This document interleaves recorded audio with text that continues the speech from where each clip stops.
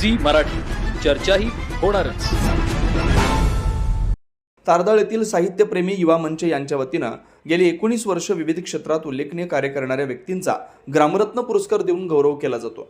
या वर्षी या पुरस्काराचं वितरण रविवार दिनांक 11 जानेवारी रोजी सायंकाळी 6 वाजता होणार आहे।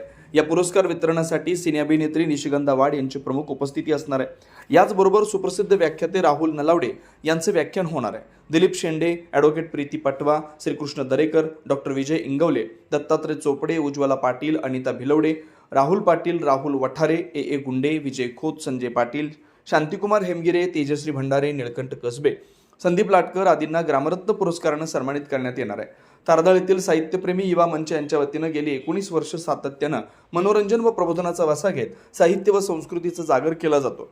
यावर्षी अनेक मान्यवर व सिनेकलाकारांच्या उपस्थितीत हा सोहळा संपन्न होणार आहे। या कार्यक्रमासाठी आमदार राहुल आवाडे, माजी आमदार प्रकाश आवाडे, आमदार अशोकराव माने, गणपतराव पाटील, अनिल बामणे, AR तांबे, चंद्रकांत चौगुले, उल्हास सूर्यवंशी, शापूर पोलीस ठाण्याचे सचिन सूर्यवंशी, प्रसाद खोबरे, सरपंच पल्लवी पवार, विजय चव्हाण, संजय मेटे, संजय खोत यांच्यासह गावातील लोकप्रतिनिधी, सहकारी संस्थांचे पदाधिकारी मान्यवरांच्या उपस्थितीत हा पुरस्कार सोहळा होणार असल्याची माहिती साहित्यप्रेमी युवा मंचचे पत्रकार गजानन खोत, दिलीप खोत यांनी दिले।